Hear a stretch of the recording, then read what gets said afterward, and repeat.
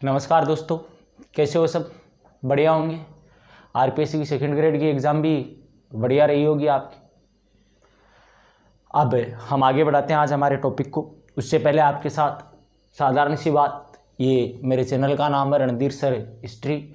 इसे आप like share subscribe कीजिए। हम आगे बढ़ाएंगे। आज हमारा टॉपिक है राष्ट्रीय आंदोलन का पार्ट चल रहा है, हमारा चौथा पार्ट है आज। पीछे तीन भागे मैं डाल चुका हूँ। पिछले तो तीसरा पार्ट है, उसमें हमारी बात चल रही थी बंगाल विभाजन की।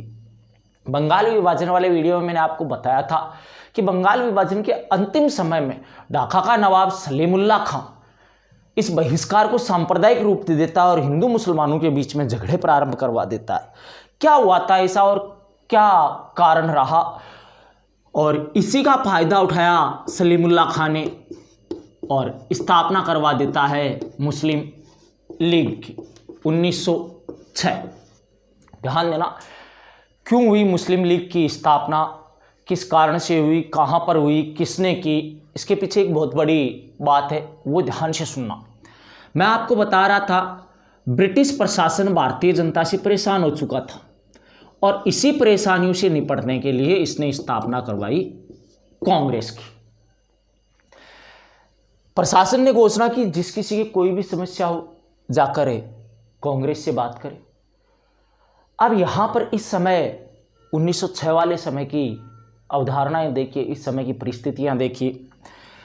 देश में दो धर्मों का बहुल था, एक हिंदू और एक मुस्लिम। अब इन दोनों में अगर देखा जाए तो बहुत ज़्यादा मात्रा में थे देश में हिंदू। दो बड़े धर्म थे, सबसे बड़ी संख्या थी हिंदुओं की।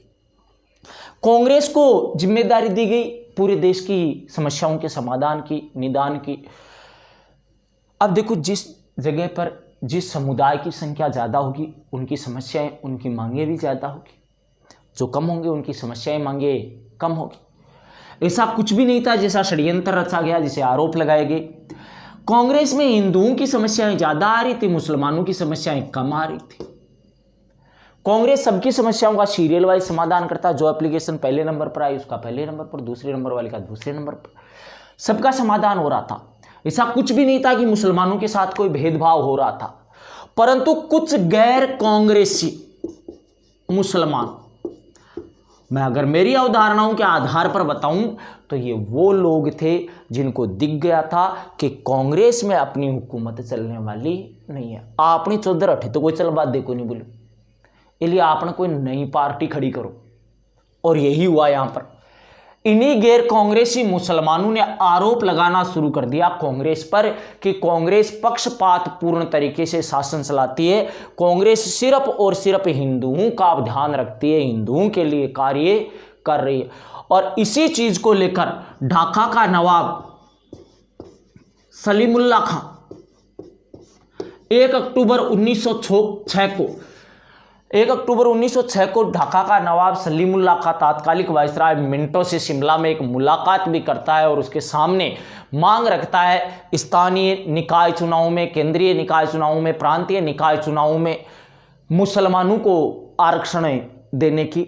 और मुस्लिम हितों के संरक्षण हेतु ही इसी ढाका के नवाब सलीमुल्लाह खां ने ढाका में 30 दिसंबर 1906 को स्थापना कर दी मुस्लिम लीग की। मुस्लिम लीग की स्थापना करता है। मुस्लिम लीग का संस्थापक अध्यक्ष था सलीमुल्लाह खां।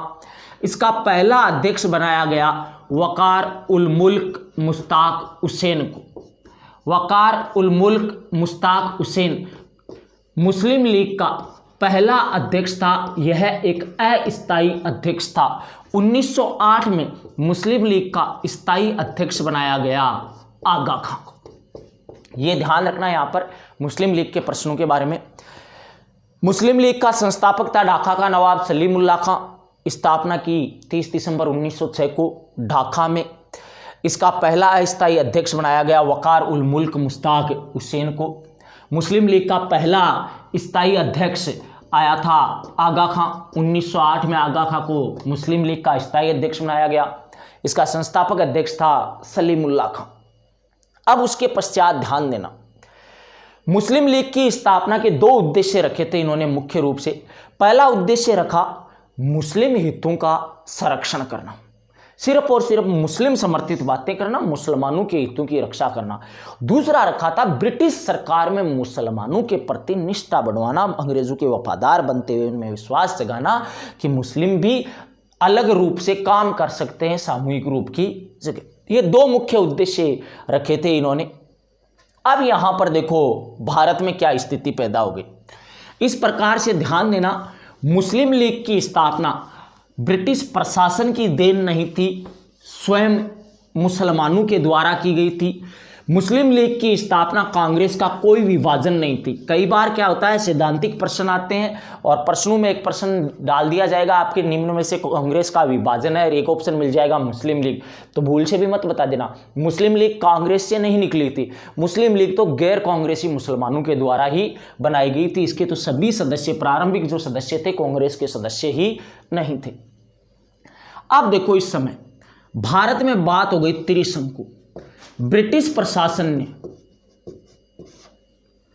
स्थापना करवाई कांग्रेस की और अपने आप स्थापित हो गई मुस्लिम लीग। मुस्लिम लीग के सदस्य मुसलमानों से संबंधित समस्याएं लेकर जाते हैं ब्रिटिश प्रशासन के पास में कि साहब हमारे यहाँ ये समस्याएं हैं, आप इनका समाधान कीजिए।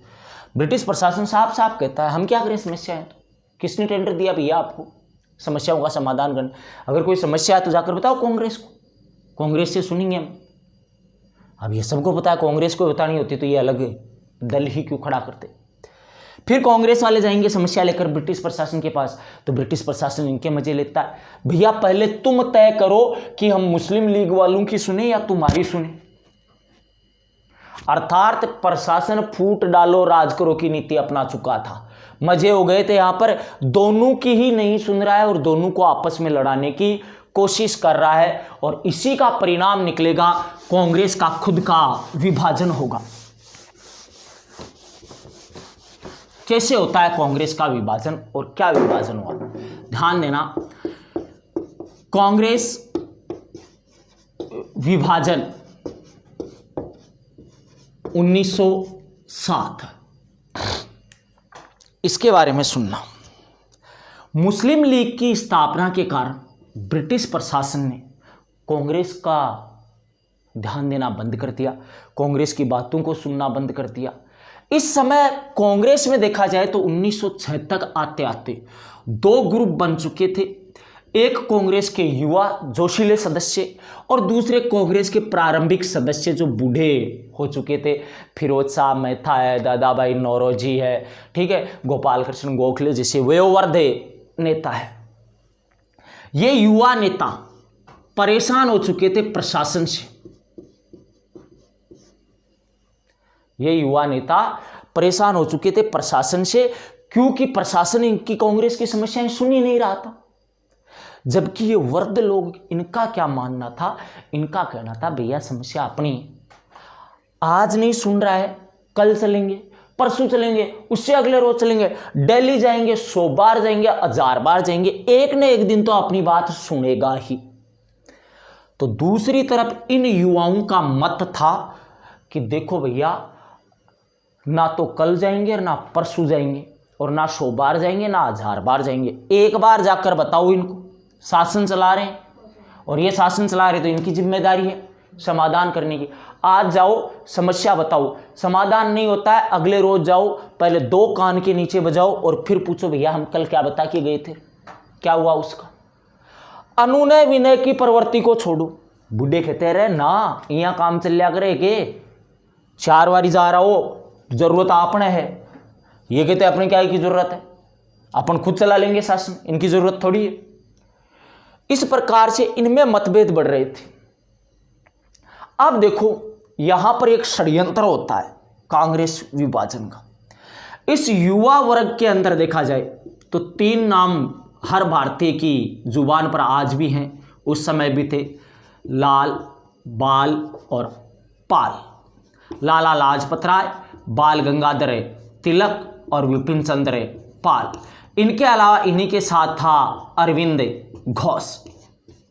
अब सुनो इनमें क्या होता है। इन सब में उग्र विचारधारा का धनी था बाल गंगाधर तिलक।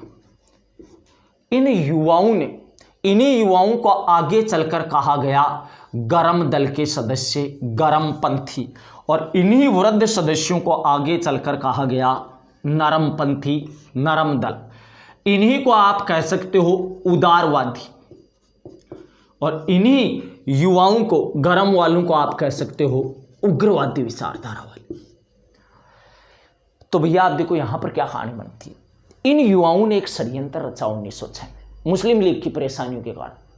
इन्होंने षड्यंत्र ये रचा कि अगले साल अर्थात 1907 में जो हमारा वार्षिक अधिवेशन आयोजित होगा, उस वार्षिक अधिवेशन का आयोजन होना था नागपुर में।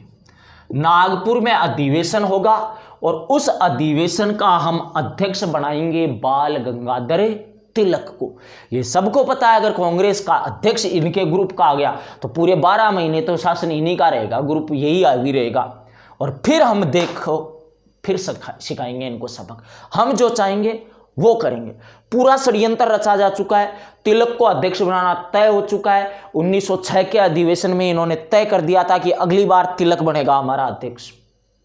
अब आगे देखो, इन नरम दल वालों को यह दिख गया कि अगर इन गरम पंथियों को कांग्रेस की अध्यक्षता मिल गई तो ये अति शीघ्र प्रशासन से उलझेंगे और प्रशासन के साथ लड़ाई लड़ेंगे।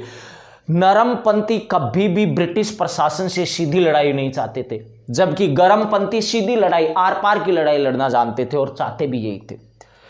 तो नरम पंथियों ने, जो नरम दल का, उदारवादी दल का और कांग्रेस का मुख्य संचालक फिरोज शाह मेहता, इस फिरोज शाह मेहता के पास गए और कहा मेहता जी बचाओ, नहीं तो तय हो चुका है अगली बार तो अध्यक्ष तिलक बनेगा, और तिलक अध्यक्ष बन गया तो हम तो मारे गए।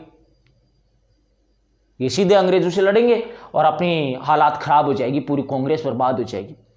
मेहता जी ने कहा तुम टेंशन मत लो, मैं इलाज कर दूंगा। और भैया मेहता जी ने इलाज क्या किया। अधिवेशन होना था कहां पर, ध्यान देना इस चीज को, कहानी देखो किस प्रकार से तिलक को अध्यक्ष बनने से रोका जाता है। अधिवेशन होना था नागपुर में और फिरोज शाह मेहता नोटिस जारी करते हुए अधिवेशन स्थल बदलकर अधिवेशन आयोजित करवाता है सूरत में। आप ध्यान देना, नागपुर उस समय आता था मध्य प्रांत में और सूरत आता था बंबई प्रांत में। नागपुर मध्य प्रांत में था, सूरत बंबई प्रांत में था। बाल गंगाधर तिलक भी बंबई प्रांत का था। कांग्रेस के संविधान में उल्लेख था कि जिस प्रांत में कांग्रेस का अधिवेशन आयोजित हो, आयोजक प्रांत का सदस्य अध्यक्ष नहीं बन सकता, मेजबान को कभी भी अध्यक्ष नहीं बनाया जाएगा। फिरोज शाह मेहता ने ऐसा षड्यंत्र रचा कि सांप भी मर जाए और लाठी भी ना टूटे, अधिवेशन ही सूरत चिपका दो ताकि तिलक की उम्मीदवारी ही खत्म हो जाएगी, क्योंकि तिलक बंबई प्रांत का, सूरत बंबई प्रांत में मेजबान अध्यक्ष नहीं बन सकता। अच्छी बात की ना।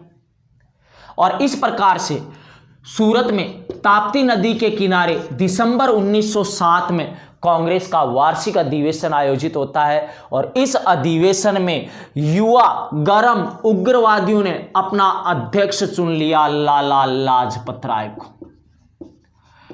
इस अधिवेशन में गरम दल के सदस्यों ने मांग की कि लाला लाजपत राय को अध्यक्ष बनाया जाए, तो नरम दल वालों ने कहा है ये नहीं चलेगा भैया, तुम कभी तिलक को बनवाते हो और कभी लाला जी को बनवाते हो और फिर घंटे बर्बाद में बोलेगे इसको बना दो। अब देखो तुम्हारा एक आदमी मरने लायक था, वो डिस्क्वालीफाई हो गया। इस बार तो हम अध्यक्ष बनाएंगे रास बिहारी घोष को। और इस प्रकार से सूरत अधिवेशन में रास बिहारी घोष, ये ध्यान रखना, बोस मत समझ लेना इसको, घोष था, ये नरम दल का सदस्य था, उदारवादी था। उदारवादियों ने रास बिहारी घोष को अपना अध्यक्ष चुन लिया। रास बिहारी घोष को जब अध्यक्ष चुना जाता है तब युवा दल के सदस्य इसी रास बिहारी घोष से 4 चीजों की व्याख्या करवा देते हैं। 1906 के अधिवेशन में 4 प्रस्ताव पारित किए थे, याद होगा आपको। स्वशासन, राष्ट्रीय शिक्षा, स्वदेशी और बहिष्कार। बोलो रास बिहारी जी, इन चारों की व्याख्या कीजिए, ये है क्या और किस प्रकार से प्राप्त होंगे, संचालित किए जाएंगे। और रास बिहारी बोस स्वशासन, स्वदेशी, राष्ट्रीय शिक्षा और बहिष्कार की व्याख्या करने में असफल रहा और इस प्रकार से यहाँ पर इनके खूब सारी लड़ाइयाँ हुई। पहली लड़ाई 1906 में जाते जाते वैसे ही हो चुकी थी। लड़ाई थी वो स्वदेशी आंदोलन में बता रहा था, उग्र विचारधारा के लोग पूरे भारत में फैलाना चाहते थे, नरम दल वाले बंगाल में रखना चाहते थे। फिर मुस्लिम लीग की स्थापना होने के कारण प्रशासन से टकराव होता है। फिर यहाँ पर अध्यक्ष पद को लेकर लड़ाई होती है। फिर उसके पश्चात 1906 के अधिवेशन के 4 प्रस्तावों की व्याख्या नहीं हो पाती है और इस कारण से इन्हीं गरम दल वालों ने यहीं पर तय किया कि पीछा छुड़ाओ रे यार इस बीमारी से, और गरम दल के सदस्य अधिवेशन छोड़कर चले जाते हैं और इस प्रकार ये कांग्रेस से, नरम दल से अलग होकर स्वतंत्र कार्य करना प्रारंभ कर देते हैं। यह कांग्रेस का स्थापना के पश्चात पहला विभाजन था। वैसे देखा जाए तो यह एक असफल अधिवेशन भी था, क्योंकि बीच में ही इनके चले जाने के कारण आगे की कार्य प्रणाली नहीं चल पाई थी। पहला असफल अधिवेशन भी इसको आप बोल सकते हो 1907 के अधिवेशन को। कांग्रेस का पहला विभाजन हो जाता है 1907 में। अब देखो यहाँ पर ये थी इसकी मुख्य बातें। प्रश्न आए कांग्रेस का विभाजन किस कारण से हुआ, तो मुख्य कारण था अध्यक्ष पद का विवाद। और अनेक कारणों में अगर देखा जाए, सिद्धांतिक प्रश्नों में आए कि निम्नांकित में से कौन सा कारण उचित है कांग्रेस के विभाजन के, तो उचित था स्वदेशी आंदोलन के विस्तार को लेकर विवाद, उचित था प्रशासन के टकराव को लेकर विवाद, उचित कारण है अध्यक्ष पद को लेकर विवाद, और उचित ही कारण है 1906 के 4 प्रस्तावों की व्याख्या। तो दोस्तों ये हुआ आपका कांग्रेस का विभाजन। कैसा लगा आपको वीडियो, अपनी प्रतिक्रिया ज़रूर दें। ये मेरे नंबर है, इन पर आप संपर्क करें, कमेंट करें, शेयर करें, सब्सक्राइब करें, चैनल को लाइक करें। धन्यवाद, फिर मिलते हैं।